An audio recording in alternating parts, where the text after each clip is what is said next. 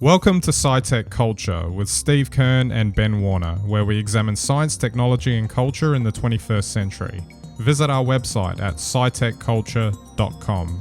Hello and welcome to SciTech Culture, the show where we discuss science, technology, and culture in its myriad of forms. My name is Ben Warner, and I'm joined once again by my good friend and colleague Steve Kern. How are we today, Steve? I'm good, thanks, Ben. Hello, everyone out there. It's we're looking into the cosmos today, Ben. Yeah, absolutely. And that is our topic for today. We're going to have a general discussion about the cosmos and whatnot, but we're going to start with this nice little series that I came across on Netflix. Gotta love Netflix. You know, they'll say, "Oh, we noticed you've been watching lots of episodes of Star Trek, so you might be interested in this." And it was the Neil deGrasse Tyson version of Cosmos, which is sort of a reboot, or not a reboot, a remake of the Carl Sagan series, but just, I guess, with the latest that they know about everything compared to what it was when Carl Sagan did it. But it's a really good series, and I think, if nothing else, what it highlighted to me was that the communication aspect of science and how important it is to get it right.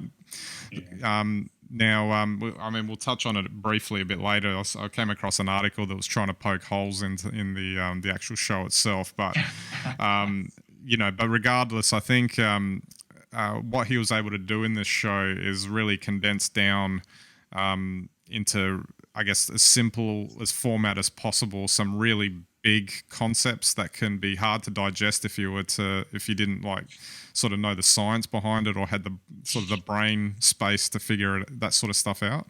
Yeah, and it is distilling down those big concepts into simple stories that everyone can appreciate.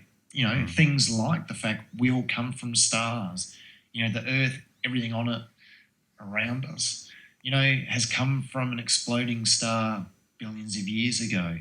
You know, those sorts of stories are simple.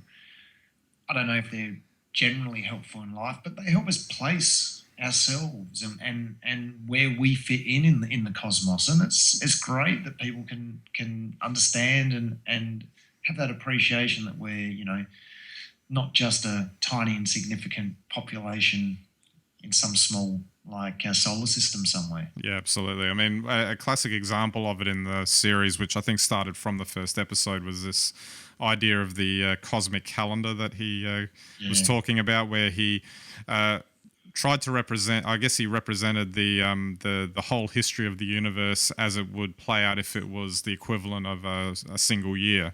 And obviously the humbling part, of course, is that we only show up for the last, I don't know, whatever it was, 10 seconds of the year or something like that.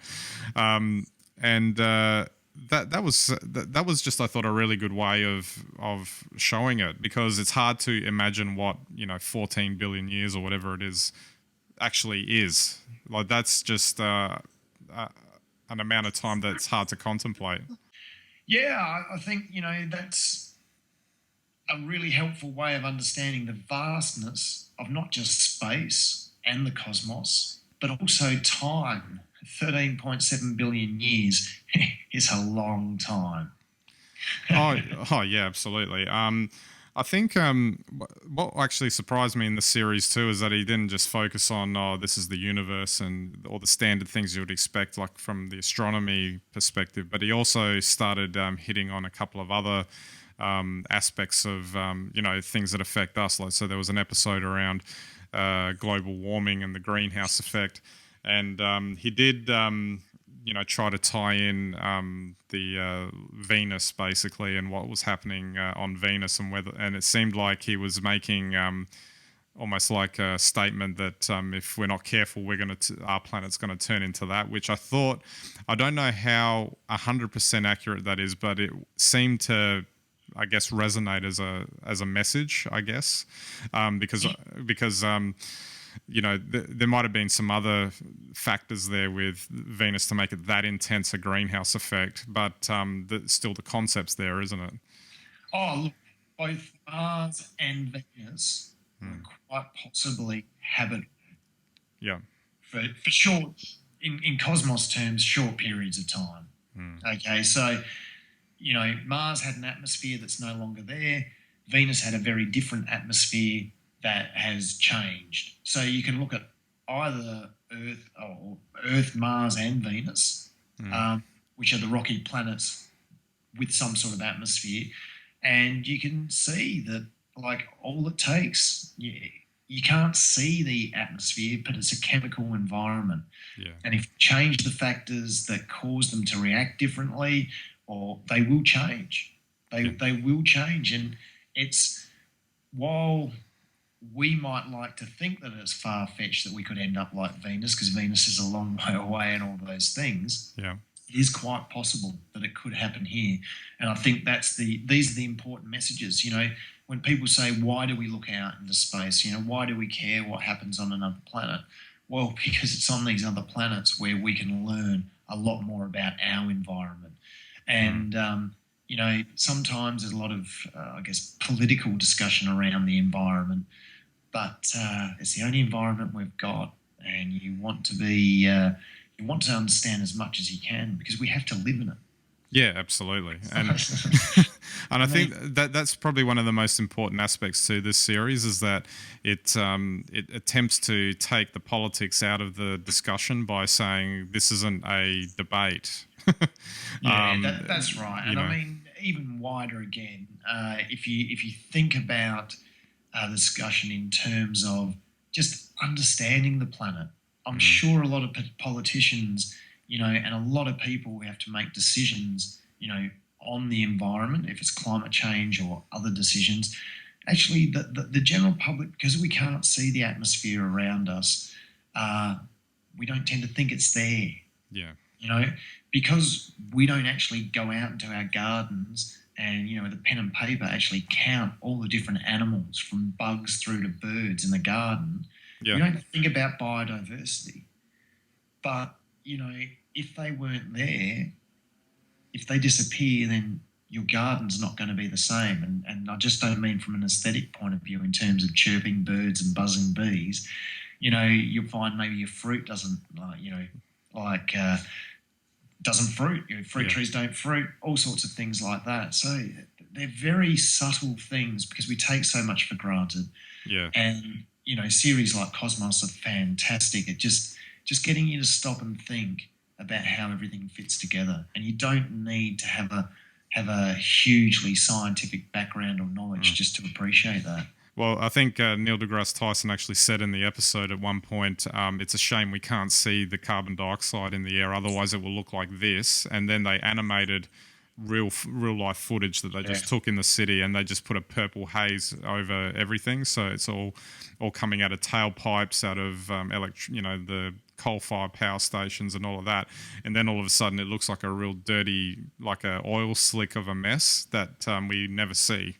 So absolutely. So you think about in places like Beijing where they have air pollution problems, and it's visible, and people go, "Oh wow, that's so bad." But carbon dioxide you can't see. But if you could, I think people would be a lot more concerned about it.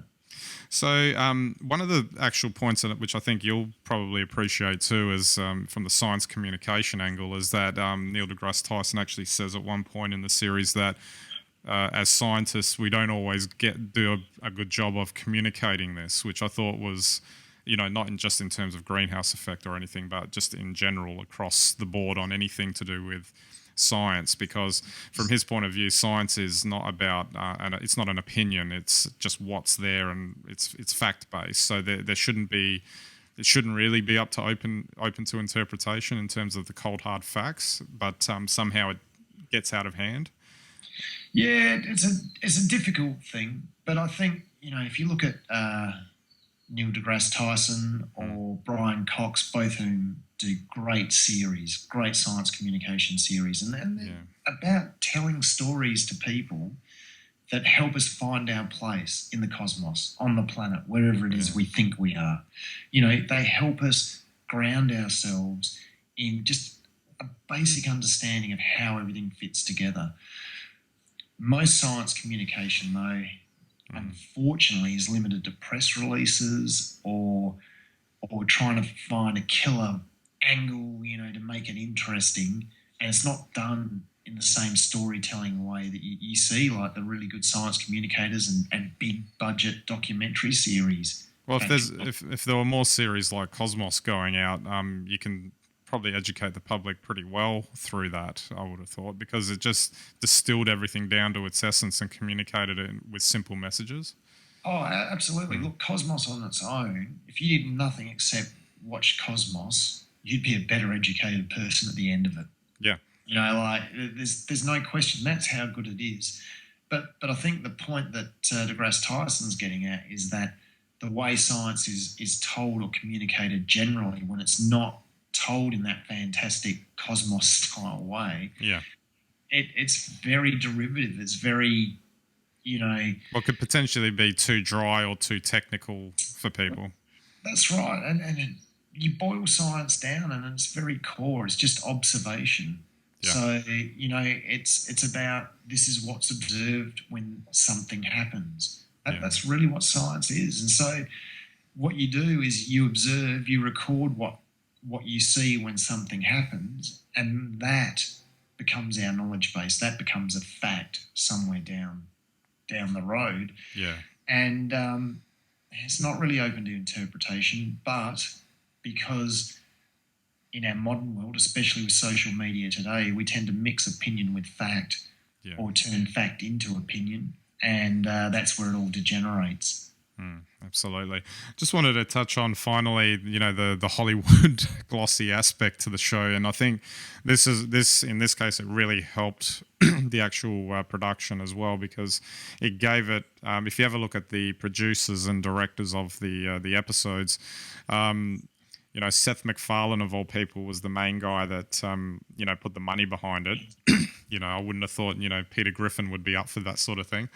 Stewie might have.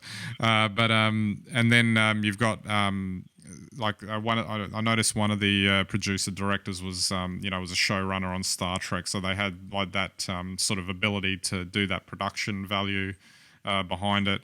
And, that it added a sense of storytelling wonder to it that made you interested in what was being said.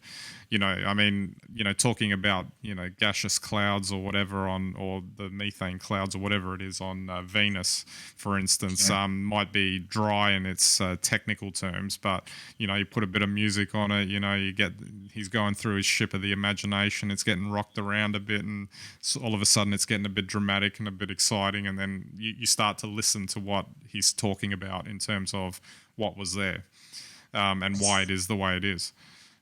Yeah, it's great. I mean, this is storytelling.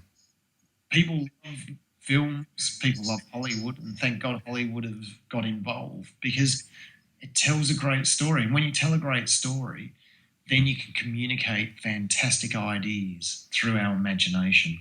And that's what a lot of, you know, certainly the science that's in Cosmos is all about. Yeah. And you couldn't, if you went through it technically, no one would be interested. But we're all interested in the fact that somewhere out there's another world, and it's very different to ours. And what would it be like if we could travel? Everyone's got a natural curiosity. I can't believe that there's anybody on the planet who, if they had the chance to glimpse into another world, they wouldn't. Yeah. I mean, wow. Yeah. Absolutely, and that's a great place to finish on. It's just it's amazing, and hopefully they'll do more of these as time goes along. I think that's guaranteed. I mean, it's been so successful, that series, the revised series of Cosmos, and you know, we're discovering so much about the cosmos daily now, the solar system now as well, but you know, just more broadly. So we're going to discover more and more about our local neighbourhood and the cosmos in which we exist. And gee, that's exciting. Yeah, absolutely. All right, well, thanks for that, Steve. We'll wrap it up there. So don't forget our website, SciTechCulture.com. You can get all of our links and content there. You can interact with us on Twitter, Google+, and Facebook. So I'd love to hear from you. And if you have anyone that's interested in these discussions that Steve and I have on a regular basis, feel free to send them to SciTechCulture.com. Sign up, subscribe, do all of that, and we'd greatly appreciate that.